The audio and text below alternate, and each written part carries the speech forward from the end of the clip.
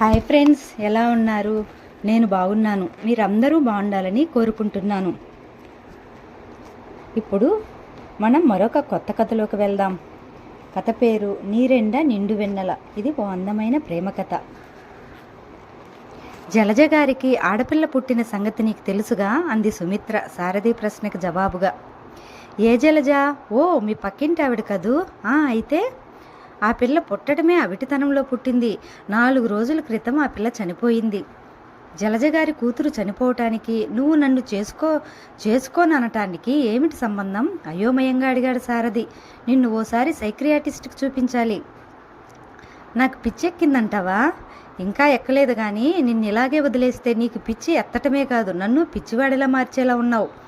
పోనీ ఈ పిచ్చిదాన్ని కట్టుకి ఏం సుఖపడతావు? నా మానాన్ని నన్ను వదిలే. ఆ మాట చెప్పటానికైనా నన్ను పిలిచింది? ఏ మాట చెప్పటానికైనా నువ్వు ఓపిక చూపిస్తేగా. సరే, వింటాను. సూటిగా మాట్లాడు మరి, అసహనంగా అన్నాడు సారథి. 10 నిమిషాలు తంటాలు పడి తన మనసులోని భయం బయటపెట్టింది సుమిత్ర. ఆ భయం అతనితో చెప్పేశాక ఆమె కొంత రిలీఫ్ చిక్కినట్లయింది. ఏమంటావు? అంది చివరికి. సారథి గంభీరంగా ఉండిపోయాడు. కాసేపు తర్వాత, నీ అనుమానం తేలిగ్గా కొట్టిపడేసేది కాదు, కానీ ఇప్పుడు మన పరిస్థితి ఇలాంటి అనుమానాలకు తావిస్తూ నిర్ణయాలు తీసుకునే స్థాయిలోనే ఉందంటావా? అంటే చాలా ఆలస్యంగా, కొన్నేళ్ళు ఆలస్యంగా వచ్చింది నీకు అనుమానం. కేవలం ఓ అనుమానం ఆధారంగా మనం ఒకరినొకరు దూరం కాగలమా సుమిత్ర? దూరమై బతకగలమా? బావా అంటూ ఏడ్చేసింది. ఎందుకు అనవసరంగా ఏడుస్తావు పిచ్చిదానా? ఏం భయం లేదు. లేనిపోని కుశంకులతో మనసు పాడు చేసుకోకు. మన పెళ్ళి జరిగి తీరుతుంది. తర్వాత ఏం చేయాలో తర్వాతే చూసుకుందాం. ముందు నుంచే భయపడి జీవితం అయోమయం చేసుకోవద్దు. నాకేం తెలియటం లేదు, అంతా నీదే భారం అంది సుమిత్ర. నా మనసు నీ ముందు పెట్టాను, తర్వాత నీ ఇష్టం. ఆ మాట మీదే ఉండు, ఇంకేం ఆలోచించుకో అన్నాడు సారథి. అతడిచ్చిన ధైర్యానికి సుమిత్ర మనసు కాస్త తేరుతుంది. డ్యూటీ పూర్తి చేసుకుని హాస్పిటల్లో నుంచి బయటపడి స్కూటర్ స్టాండ్ వైపు నడుస్తున్న శేఖర్ వెనక నుంచి వినపడ్డ పిలుపుకు వెనక్కి తిరిగి చూశాడు. మధుర 4 అడుగులు వెనక్కి వేసేసరికి మధుర వచ్చి అతన్ని కలుసుకుంది. మధుర ఆమె కొలీగ్. మీతో అర్జెంటుగా మాట్లాడాలి. 1 గంట సేపు నాతో రాగలరా? మధుర వాలకం విచిత్రంగా ఉంది. ఎంతో దూరం నుంచి పరిగెత్తుకొచ్చిన దానిలా రొప్పుతోందామె. కళ్ళు నీళ్లు చిమ్మటానికి సిద్ధంగా ఉన్నాయి. గొంతు దీనంగా ఉంది. మరేం ఆలోచించకుండా పద అన్నాడు శేఖర్. ఇద్దరూ ఒక హోటల్లోని ఫ్యామిలీ రూమ్లో కూర్చున్నారు. వెయిటర్ వచ్చి ఆర్డర్ తీసుకెళ్లాడు. ఇప్పుడు చెప్పు అన్నాడు శేఖర్. మధుర కళ్ళల్లో నీళ్లు నిండాయి మళ్ళీ. నన్ను మీరు కాపాడాల్సిన రోజు వచ్చేసింది శేఖర్. ఇవాళ ఈ రాత్రికి గనుక నేను మా ఇంటికి వెళ్ళానంటే రేపటికి నా శవం మాత్రమే మిగులుతుంది. దుఃఖోద్వేగంతో అన్నామె. ఉలిక్కిపడ్డాడు శేఖర్. ఏమిటి నువ్వు అనేది? అవును, నేను ఆ రోజు పార్కులో మీతో చెప్పిన మాటలు ఇవాళ నిజం కాబోతున్నాయి. అమ్మ పొద్దున్నే చెప్పింది నాతో. ఆ పెద్ద మనిషి సినిమా తీయటానికి అన్ని ఏర్పాట్లు చేసుకున్నట్ట. ఈ రాత్రికే మా ఇంటికి వస్తున్నట్ట. ఈ రాత్రికి నేను అతనికి విందు చేసి రేపు సినిమా హీరోయిన్గా కాంట్రాక్ట్ మీద సంతకం చేయాలట. ఇలా జాబ్ చేసుకోవడం మా అమ్మకి ఏమాత్రం ఇష్టం లేదు. అలాంటి కబుర్లు ఇదివరకు నాకు చాలా తీయగా వినిపించేవి. మీతో పరిచయమైన తర్వాత మొదలైన పునరాలోచనలు ఆ రోజు మీతో మాట్లాడిన తర్వాత పూర్తిగా స్థిరపడ్డాయి. నాలో వస్తున్న పరివర్తన మా అమ్మ గుర్తించకుండా జాగ్రత్త పడ్డాను కనుకే ఇవాళ ధైర్యంగా ఇలా బయటకు రాగలిగాను. లేకపోతే ఆమె ఎప్పుడో నన్ను గృహ నిర్బంధానికి గురి చేసి ఉండేది. ఇంకా మాట్లాడలేకపోయింది మధుర. 2 నిమిషాలు చకచక ఆలోచించన్నాడు శేఖర్. ఆల్ రైట్, పద, మనం వెంటనే బయలుదేరదాం. నువ్వు శృంగారి థియేటర్ ఫస్ట్ షోకి వెళ్ళు.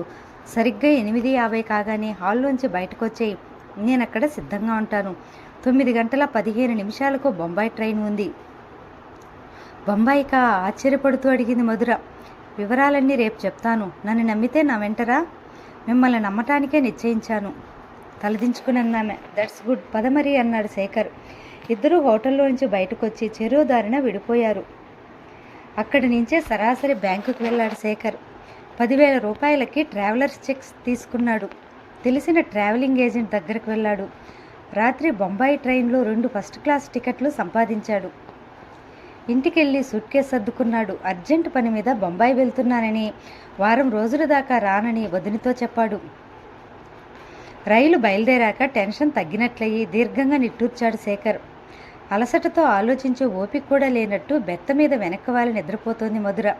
ఆమె ముఖంలోకి చూస్తుంటే జాలితో గుండె ద్రవించింది శేఖర్కి. ఎలాంటి జీవితం ఈ అమ్మాయిది! తల్లే శత్రువైంది, పరాయివాన్ని నమ్ముకొని బయటకొచ్చేసింది. ఎంత సాహసం చేస్తున్నాడు తాను! పూర్తిగా తనపై భారం వేసిందామె. ఆ భారాన్ని సవ్యంగా భరించగలడా? ఆమె నమ్మకాలు నిలబెట్టి తనంతట తనను తలెత్తుకున్న ఈ కర్తవ్యాన్ని సమర్థవంతంగా నిర్వహించగలడా? లేచి నిలబడి ఆ కూపేరు తలుపులకు బోల్టు వేశాడు. విండో షట్టర్స్ దించేసి పైబెర్త్ వాల్చుకుని మధురుని కింద బెర్త మీద సరిగ్గా పడుకోబెట్టి తలకింది ఎయిర్ పిల్లో సర్ది తను పైకెక్కి పడుకుని సిగరెట్ వెలిగించాడు.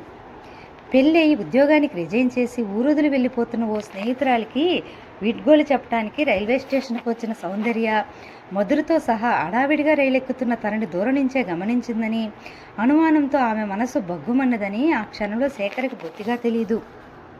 ఎలా జరిగిందే ఫేర్వెల్? ఎవరు వచ్చారు స్టేషన్కి అంటూ ప్రశ్నించింది సుమిత్ర సౌందర్య రూమ్కి చేరుకోగానే. ఎవరెవరు వస్తే నీకే? మీ బావకు ఫేర్వెల్ చెప్పే హడావిడులు నీకు ఇవన్నీ పడతాయా అంటూ దెబ్బుతుంది సౌందర్య అనుకున్న సుమిత్ర, దాదాపుగా 10 మంది మన సెక్షన్ వాళ్ళే వచ్చారు అంటూ ముభావంగా వచ్చిన జవాబుకు ఆశ్చర్యపోయింది. ఏమిటి అలా ఉన్నామంది. 10 పుట్ల జ్వరం వచ్చిన దానిలా ఉంది సౌందర్య వైఖరి. ఆహా, ఎలా ఉన్నాను? మామూలుగానే ఉన్నాను.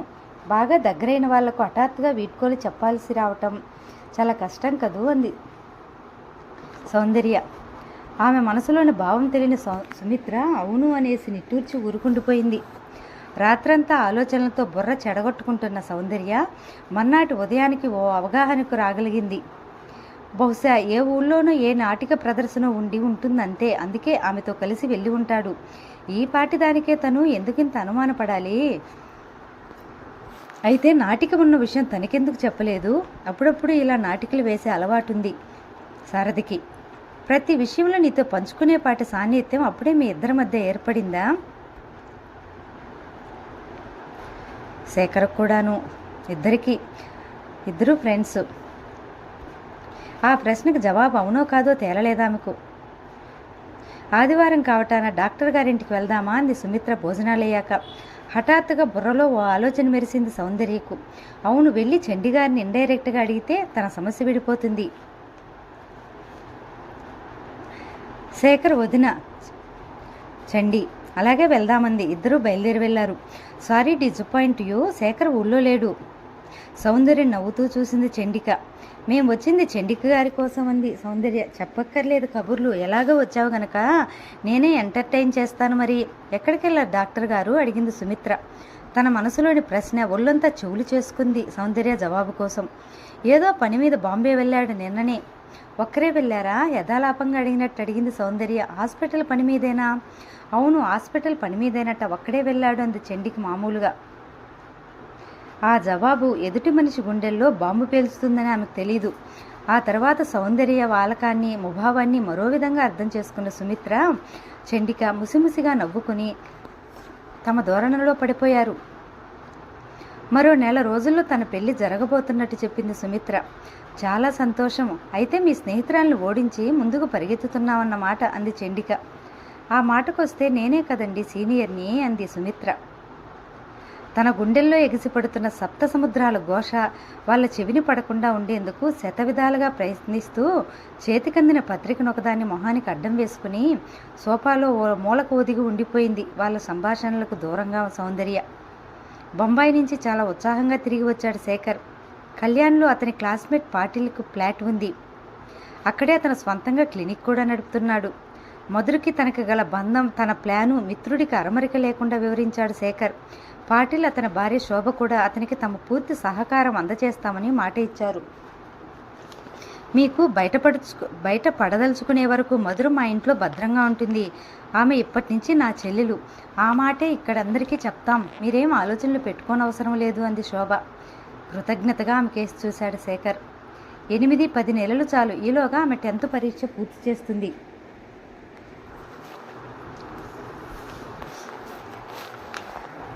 ఈలోగా టైప్ షార్ట్ హ్యాండ్ కూడా నేర్చుకుంటుంది అన్నాడు. అదేంట్రా నీ కొలీగ్ అన్నావు? కొలీగ్ అంటే అదో పెద్ద కథ, తర్వాత చెప్తాలే. సరే సరే, నీ ఆలోచనలకు ఆదర్శాలకు అనుగుణంగా ఆమెని తీర్చిదిద్దే బాధ్యత నాది. ఇంకా నువ్వు నిశ్చింతగా వెళ్ళిరా అన్నాడు పాటిల్. చెప్పానుగా, ఇక నుంచి ఆమె నా చెల్లెలు. 1-2 నెలల్లో ఆమెకు మరాఠీ కూడా నేర్పుతాను. పక్కా బొంబాయి పిల్లలాగా తయారవుతుందామె, నవ్వింది శోభ. నాకేం అభ్యంతరం లేదు అన్నాడు శేఖర్. సంభాషణలో పాల్గొనని వ్యక్తి మధుర ఒక్కతే. ఆమెకు అదంతా చాలా అయోమయంగా, కలలాగా ఉంది. అగాధంలో పడిపోతున్న తనని అనుకోని విధంగా శేఖర్ చేయుతుని చాదుకోవడం, అతనికి అన్ని విధాలా తోడ్పడుతూ పాటిల్ దంపతులకు తనకి ఆశ్రయం, అది ఇంత మనస్ఫూర్తిగా ఇవ్వటం, ఇవన్నీ నమ్మలేని నిజాలుగా కనిపిస్తున్నాయి. ఆమె కంగారు గమనించిన శోభ ఆమె భుజం మీద చెయ్యి వేసి దగ్గరకు తీసుకుంది. ఏం పర్వాలేదు, ఇంక నువ్వే ఆలోచన పెట్టుకోకు. శేఖర్ భయ్యాలాంటి మనిషి. చేయుత దొరికిన నువ్వు చాలా అదృష్టవంతురాలివి. నా తోడు కాదు, మీ తోడు, మీ దంపతుల తోడు దొరకటమే ఆమె అదృష్టం అన్నాడు శేఖర్. అదే సంతోషంతో అతను తిరిగి వచ్చాడు.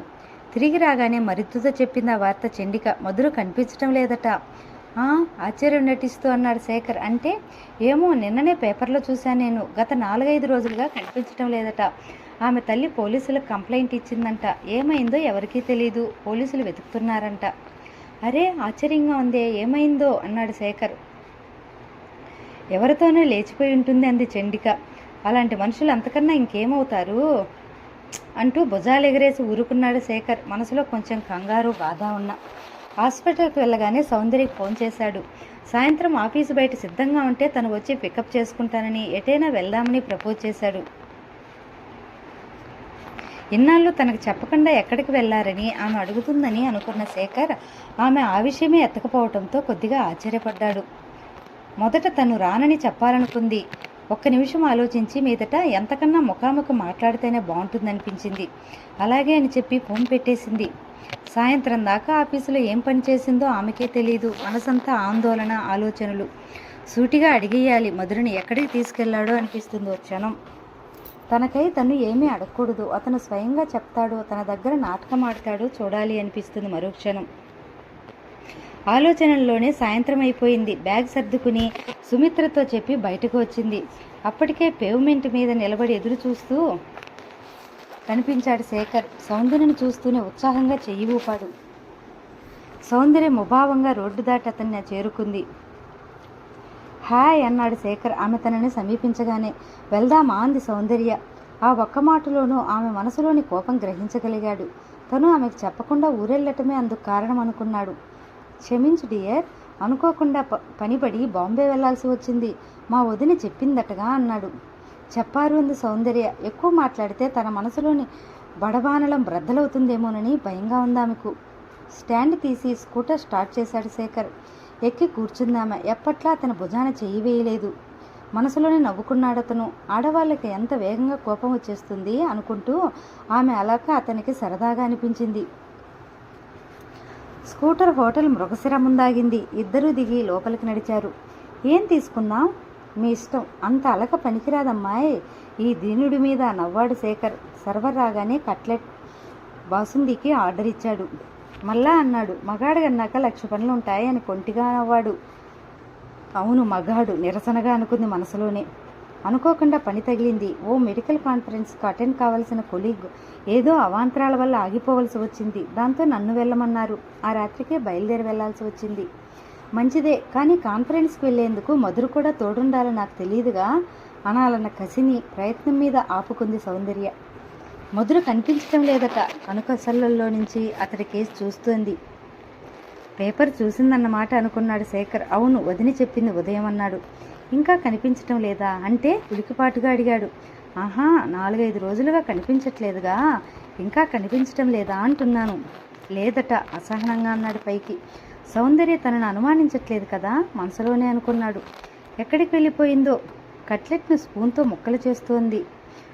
ముక్క మింగబోతున్న శేఖర్కు గొంతు పొరబోయింది. కంగారు అణుచుకుంటూ మంచినీళ్ళు తాగన్నాడు. అదే అర్థం కావట్లేదు. మీకు కూడా సౌందర్య గొంతులో కసి. నీ అభిప్రాయం ఏమిటి సూటిగా అడిగాడు.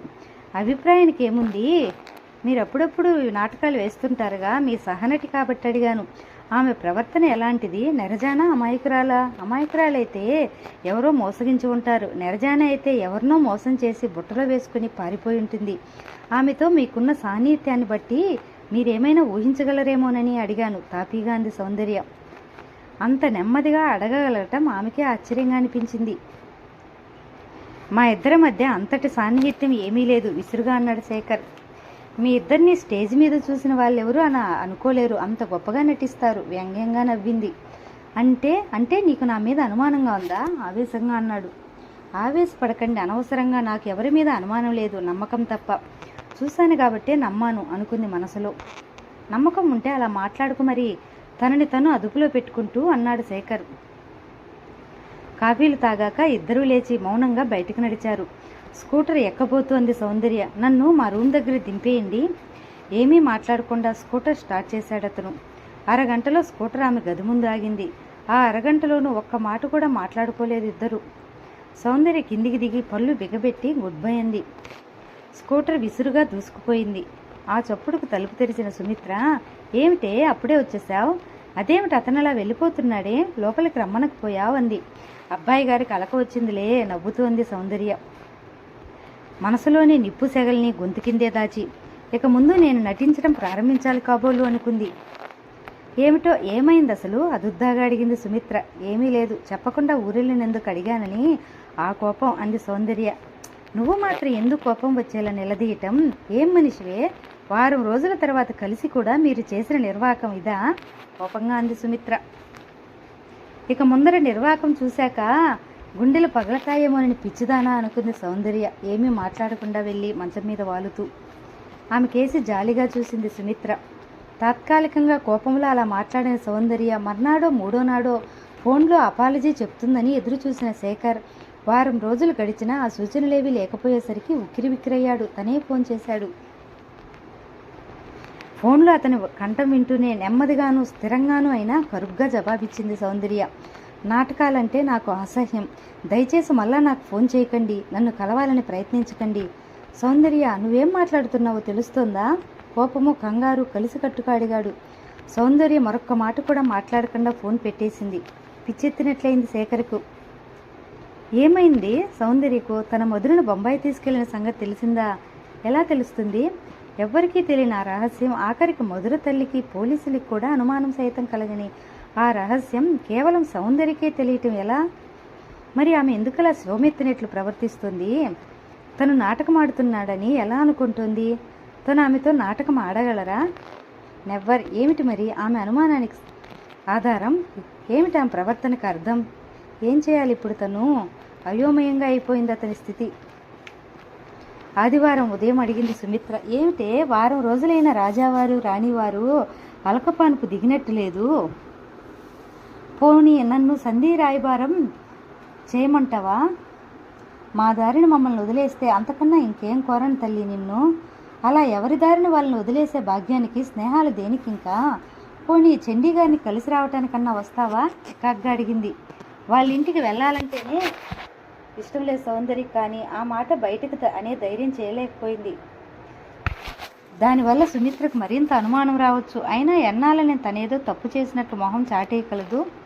వాళ్ళ ఇంటికి వెళ్ళినంత మాత్రాన వచ్చే నష్టమేం లేదు. అతనితో మాట్లాడకుండా ఉంటే సరి అనుకుంది. అలాగే, ఎందుకు రాను అంది. ఆ మాట మరోలా అర్థమై నీ బింకం నాకు తెలుసు అన్నట్టు నవ్వుకుంది సుమిత్ర.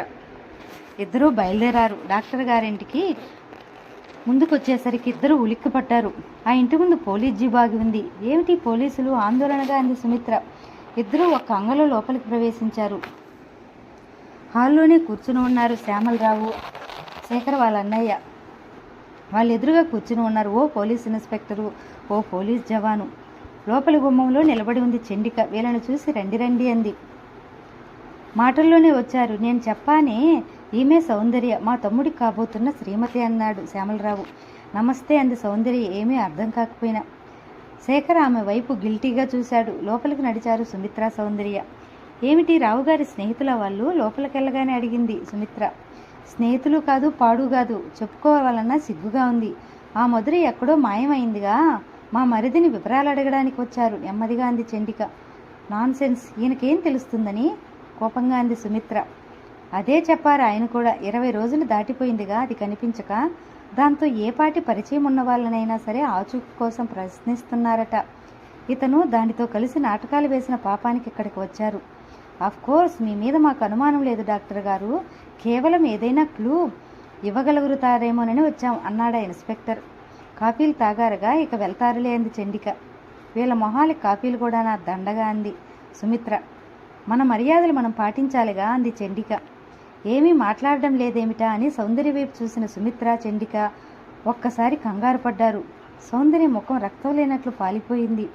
ఆ మొహం నిండా నీళ్లు కొట్టినట్లు చెమట్లు, పెదాలు చివురుటాకుల్లా కనిపించిపోతున్నాయి.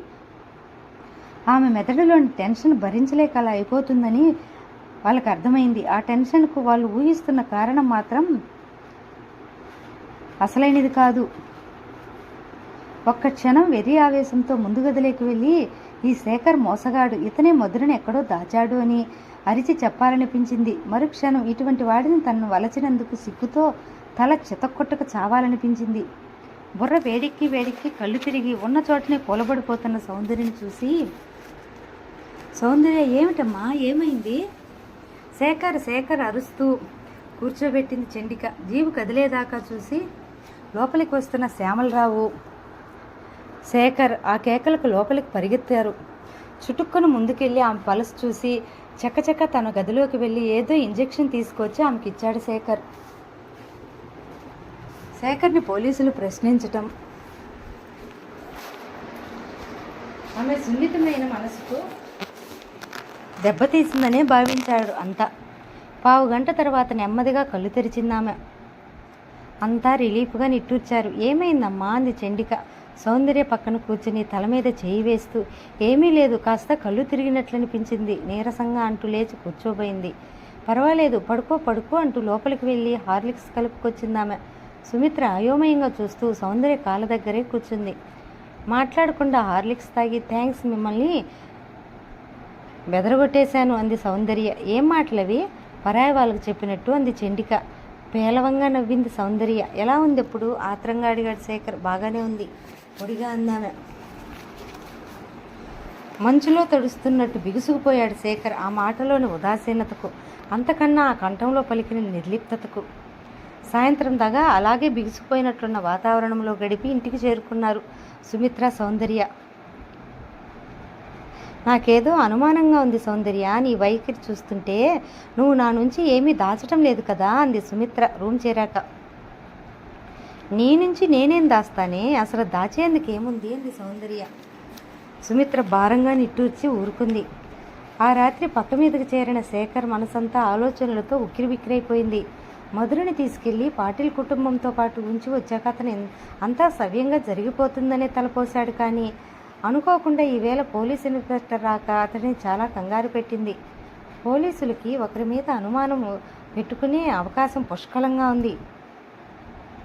కారణం ఆ రోజు సాయంత్రమే అతడు ఊరు విడిచి వెళ్ళి 4-5 రోజుల దాకా రాకపోవడం. అయితే అదృష్టవశాత్తు ఆ రోజు ట్రావెలింగ్ ఏజెంట్ దగ్గర తీసుకున్న టికెట్లు శేఖర్ పేరు మీద లేవు. ఎవరో దంపతులు తీసుకున్న టికెట్లు చివరి రోజు క్యాన్సిల్ చేసుకోవడంతో ట్రావెలింగ్ ఏజెంట్ శేఖర్కి తెలిసినవాడు కావటాన అవే పేర్ల మీద శేఖర్ మధుర ప్రయాణం చేశారు. అంచేత పోలీసులు ఎంక్వైరీ చేసిన శేఖర్ పేరు బయటకు రాలేదు. శేఖర్ పోలీసులతో తన సెకండ్ క్లాస్ జనరల్ కంపార్ట్మెంట్లో ప్రయాణం చేశానని చెప్పాడు. అతను పర్సనల్ పని మీద వెళ్ళాననే చెప్పాడు వాళ్ళతో. శ్యామలరావు కల్పించుకుని ఆఫీస్ పని మీద వెళ్ళావు కదరా అనకపోవటం అతని అదృష్టం. అంతకన్నా అదృష్టం పోలీసులు పర్సనల్ పని అంటే ఏం పని, ఎవరి దగ్గరకు వెళ్ళారు అంటే యక్ష ప్రశ్నలు కురిపించకపోవటం. నిజానికి ఆ ఇన్స్పెక్టర్ శ్యామలరావు ఇంటిని, శేఖర్ని, వారి వృత్తుల్ని చూడగానే అతడిని అనుమానించాల్సిన అవసరం లేదని భావించాడు. లాంఛనప్రాయంగా ప్రశ్నలు వేసి వెళ్ళిపోయాడు. థ్యాంక్ గాడ్, ఎంత ప్రమాదం తప్పింది అనుకున్నాడు శేఖర్. కాన్ఫరెన్స్కి వెళ్ళాలని చెప్తే వాళ్ళు హాస్పిటల్ అఫీషియల్స్తో కన్ఫర్మేషన్ కోసం ఎంక్వైరీ జరపటం ఇష్టం లేకే వాళ్ళతో స్వంత పని మీద వెళ్ళాలని చెప్పానన్నయ్యా అని చెప్పాడు. ఆ తర్వాత శ్యామలరావు అడగ్గా అది నిజమే అనిపించి నమ్మేశాడు ఆయన. ఎంతమందితో ఎన్ని అబద్ధాలు ఆడాల్సి వస్తుందో అనుకున్నాడు శేఖర్. చాలాసేపటి దాకా నిద్రపట్టగా అదే ఆలోచనలతో పక్క మీద దొర్లుతూ ఉండిపోయాడు అతను. 1 రోజులు గడిచాయి. ఈ 1 రోజుల్లోనూ 2 ముఖ్యమైన సంఘటనలు జరిగాయి. మొదటిది జలజ భర్తకి ఆ ఊరి నుంచి ట్రాన్స్ఫర్ కావటం. వాళ్ళు తన వాటా ఖాళీ చేసి వెళ్ళిపోయారు. దాంతో ఆ ఇంటి మొత్తంలో సుమిత్ర, సౌందర్య మాత్రమే మిగిలారు. అయితే ఆ ఒంటరితనం కేవలం వారం 10 రోజులకే పరిమితం చేస్తూ జరిగిన రెండో ముఖ్య సంఘటన సుమిత్ర పెళ్లి. నిర్ణయం జరిగాక సుమిత్ర మనసులోని అనుమానం గ్రహించాక ఇక తాచారం చేయలేదు సారథి. వీలైనంత త్వరలో ముహూర్తాలు పెట్టించి సుమిత్రను తనదాన్ని చేసుకున్నాడు.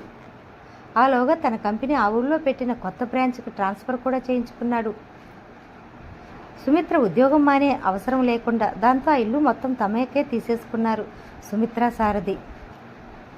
సౌందర్య ఇదివరకులాగే ఉంటున్నా భోజనం మాత్రం సుమిత్ర దంపతులతోనే చేస్తుంది. తను వేరే వండుకుంటానంటే అలా కుదరదని ఒట్టు కూడా వేసింది సుమిత్ర. నువ్వు ఒంటరిగా ఉండేది మహా అయితే మరో 2-3 నెలలు. ఆ మాత్రానికి నీ కోడి కుంపటి వేరు కానక్కర్లేదు. మాకు పేయింగ్ గెస్ట్గా ఉండవచ్చు. కాదన్నామంటే మన స్నేహాన్ని కాదన్నట్టే అందామె. సారథి కూడా అదే నొక్కి చెప్పడంతో ఇక తప్పలేదు సౌందర్యతో. కొత్త కాపురం కోరుకున్న వరుడు ఆ మోజులోనే ఉన్న సౌందర్య సంగతి గమనిస్తూనే ఉంది సుమిత్ర. ఏమిటే, నెల రోజులు అవుతోంది నువ్వు శేఖర్ కలుసుకుని. ఏమిటి సంగతి? ఎందుకు మీ ఇద్దరి మధ్య అంత దూరం ఏర్పడింది? ఏమైనా మాట అనుకున్నారా? అతను నిన్ను అవాయిడ్ చేస్తున్నాడా లేక నువ్వే అతడికి దూరం అవుతున్నావా అంటూ నిలదీసింది ఒకసారి. అతను ఎప్పుడో నన్ను అవాయిడ్ చేసేశాడు. ప్రస్తుతం అతడికి దూరం కావాలన్నదే నా ప్రయత్నం అనుకుంది మనసులోనే.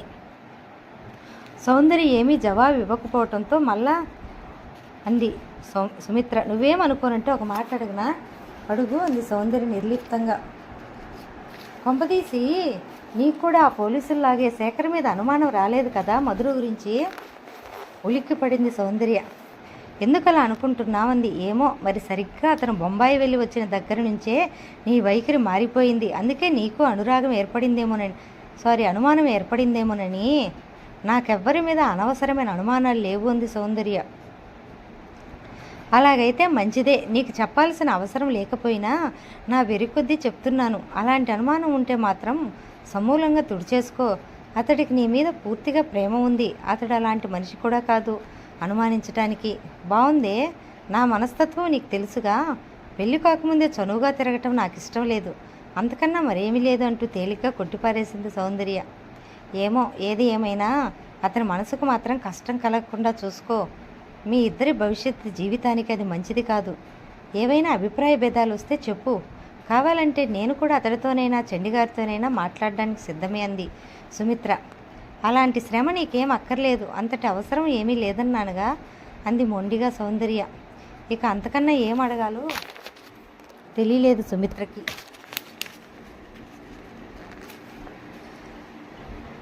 అనుకోకుండా ఒక సాయంత్రం ఊడిపడ్డాడు శేఖర్. అతన్ని చూసి కంగారు పడింది సౌందర్య. ఇంట్లో సుమిత్ర సారథి కూడా లేరు. మనసు దాచుకుని అతడి ఎదుట ఒంటరిగా నిలబడడం సౌందర్యకి ఇష్టం లేదు. మనసు విప్పి మాట్లాడి అతడి మీద కలయబడడం అసలు ఇష్టం లేదు.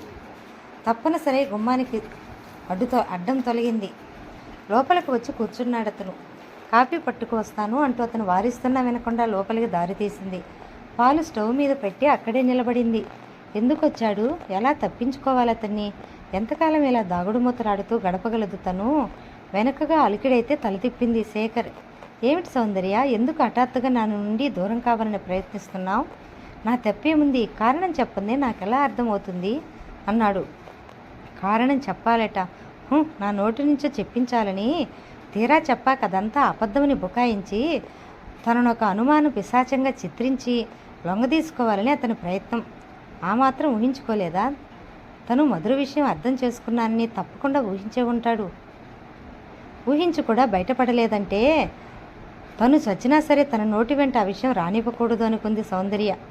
అతడి మాటలు అసలు వినపడనట్లే కాఫీ కలిపి 2 కప్పుల్లో పోసి అతడిని తప్పించుకుంటూ ముందు గదిలోకి దారితీసింది. కాఫీ కప్పులు 2 టీపాయి మీద ఉంచగానే ఆమె భుజం మీద అతడి చేయి పడింది బలంగా. ఒక్క ఉదుట్న చేతిని విసిరి కొట్టింది సౌందర్య. ప్లీజ్ డోంట్ టచ్ మీ అంది. చెంప మీద చెల్లును దెబ్బ తగిలినట్టు ఫీల్ అయ్యాడు శేఖర్. ఈ నెల రోజులుగా అతడి మనసులో లేదు. సౌందర్యకి తన విషయం తెలిసిపోయిందని అతడికి అనుమానంగానే ఉంది. కానీ ఎలా తెలిసిందో మాత్రం అర్థం కావట్లేదు. ఎలాగైనా సరే ఆ మనసులో ఉన్నది ఆ విషయమో కాదో తెలుసుకోవాలని అతడికి ఆరాటంగా ఉంది. నిజంగానే తెలిస్తే తను వివరంగా పరిస్థితులను ఆమెకు విశదీకరించి వెళ్దామని వచ్చాడతను. తనంతటా తనే బయటపడిపోతే, తీరా విషయం ఆమెకు అంతకుముందు తెలియకపోతే అనవసరంగా గుట్టుగా సాగుతున్న తన పథకం రెట్టయి పెడిసిపట్టదు. కానీ సౌందర్య నిగూఢ వైఖరి అతడికి తీవ్రమైన అనుమానం కలిగించింది. సరే నేను వెళ్తానైతే అనేసి వెనుదిరిగాడు. కాఫీ తాగి వెళ్ళండి. నేను వచ్చింది కాఫీ మొహం వాచి కాదు. కాఫీ ఏ హోటల్లోనైనా దొరుకుతుంది. అవును, మీకు కావాలంటే హోటళ్ళలో ఏమైనా దొరుకుతాయి. కానీ నా కోసం మొహం వాచి మీరింత దూరం వచ్చారని నేను అనుకోలేదు. నువ్వేం మాట్లాడుతున్నావో నీకు తెలియటం లేదా? నేనంత ఒళ్ళు మరిచి లేను. అయినా మన మాటలు చేష్టలు ఎదుటి వాళ్ళకి కనిపించినంత స్పష్టంగా మనకి ఎప్పుడూ కనపడవు. డొంక తిరుగుడుగా మాట్లాడుకు. డొంక తిరుగుడు వ్యవహారాలు నాకు చేత కావు. అంటే నేనేమైనా డొంక తిరుగుడు వ్యవహారాలు నడుపుతున్నానంటావా? నేనేమీ అనటం లేదు. దయచేసి నా మానాన్ని నన్ను వదిలేయమంటున్నానంతే. సరే, ఎన్నాళ్ళు ఇలా దూరంగా ఉండిపోతావో చూస్తాను. విసురుగా గుమ్మం దాటి వెళ్ళి స్కూటర్ ఎక్కేశాడు శేఖర్. సీటు మీద కూర్చుని కిక్కు కొడుతుండగా ప్యాంటు జోబులో నుంచి జారిపడ్డ కవర్ని అతడు చూసుకోలేదు. ఆ కవర్ని చూసిన సౌందర్య వెళ్ళి దాన్ని చేతిలోకి తీసుకునేసరికి స్కూటర్ అల్లంత దూరాన మలుపు తిరిగింది. శేఖర్ హాస్పిటల్ అడ్రస్ రాసి ఉంది ఆ కవర్ మీద. ఆ దస్తూరి ఆడవాళ్ళదిలాగా అనిపించడంతో అప్పటికే చించి ఉన్న ఆ కవర్లోని కాగితాన్ని బయటకు లాగిందామె. క్రింద సంతకం చూడగానే ఆ కళ్ళు పెద్దవైపునాయి. చకచక చదివింది. శేఖర గారికి నమస్తే. మీరు రాసిన ఉత్తరం ఇవాళే అందింది. ఇక్కడ నాకు హాయిగా ఉంది. నా కర్తవ్యం అనుక్షణం గుర్తు చేసుకుంటున్నాను. నా వంతు కృషిలో లోపం రాకుండా చూసుకుంటున్నాను. అదే సమయంలో మీరు 100 మైళ్ళు దూరాన ఉన్నారన్న భావం అంతులేని బాధని కలిగిస్తుంది. నా కోసం ఇంత శ్రమ తీసుకుంటున్న మీకు నేనేం ప్రతిఫలం ఇవ్వగలను? మీ ఆశలకు అనుగుణంగా నన్ను నేను మర్చుకోవటమే ఆ ప్రతిఫలం అనుకుంటాను. మీ మీద కృతజ్ఞతతో నా మనసు భారమైపోతుంది. నానాటికి ఇక నుంచి ఈ జీవితం నాది కాదు. మీరు ఎలా శాసిస్తే అలాగే నడుచుకోవటమే నా ధ్యేయం. నా ప్రయత్నాలకు ప్రోత్సహిస్తూ మీరు రాసే ఉత్తరాలే నా ఊపిరి. ఉంటాను, మీ ప్రేమ. బగ్గున మండింది సౌందర్య మనసు. ఎవరి ప్రేమ? కవర్ తిప్పి చూసింది. ఎక్కడా ఫ్రమ్ అడ్రస్ లేదు. పోస్టల్ ముద్ర చూపించి నల్లటి ఇంతకు ముద్ర తప్ప మరేం కనపడలేదు అందులో.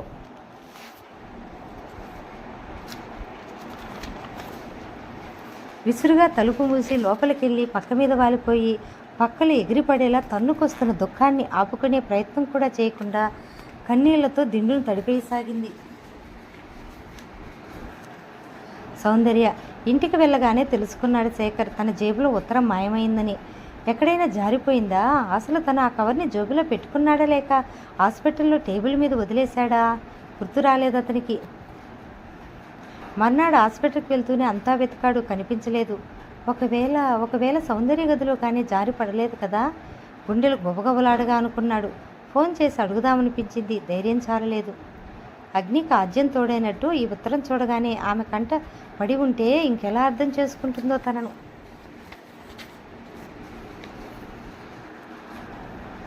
సారథి సుమిత్ర హనుమూన్ ప్లాన్ వేసుకున్నారు. కన్యాకుమారి దాకా 2 వారాల ప్రోగ్రాం. నువ్వు ఒక్కదానివే ఉండాలి. పాపం బోరు కొడుతుంది అంది సుమిత్ర. నవ్వింది సౌందర్య. నా ఆలోచనలో పడి నీ పతిదేవుడికి బోరు కొట్టించుకో. అర్థం లేని మాటలు మాట్లాడకపో. హాయిగా వెళ్ళిరా. నాకు బోరేమిటి ఇక్కడ? అవునులే, మేము వెళ్ళిపోయాక శేఖర్ గారికి ఇక్కడే మకాం కాబోలు. అవును, మీకు జంకే కదూ. ఆయన ఇటువైపు రావటం అనుకుంది. ఆ మాటతో సీరియస్ అయింది సుమిత్ర. ఏమోనే, నాకైతే చాలా బాధగా ఉంది. బొత్తిగా ఎడంగా మసలుతున్నారు మీరు. ఫోన్లే, నిన్నిప్పుడేం నిలదీయను కానీ ఈ 2 వారాలే మేము తిరిగి వచ్చేలాగా మీరిద్దరూ ఓ అండర్స్టాండింగ్కి వచ్చేయాలి. అలాగే, తప్పకుండా ఓ అండర్స్టాండింగ్కి వస్తా అంది సౌందర్య. వెరీ గుడ్, అలా ఉండాలి. మంచి అమ్మాయి అంటే ఆమె బొగ్గ గిల్లుతూ నవ్వింది. ఆ మర్నాడే సుమిత్ర సారథి వెళ్ళిపోయారు. ఆ సాయంత్రం వాళ్ళ ఇంటికి వచ్చింది చండిక. ఏం చేస్తున్నారు అమ్మాయి గారు అంది రాగానే. కాసేపు ఏవేవో కబుర్లు అయ్యాక ఈ 2 వారాలు ఇక్కడ ఒంటరిగా ఉండే కంటే మా ఇంటికి రారాదు, నా కాలక్షేపం అంది చండిక. చుటుక్కన మూగబోయింది సౌందర్య. వద్దు, ఇక్కడే ఉంటాను అంది కాసేపటికి.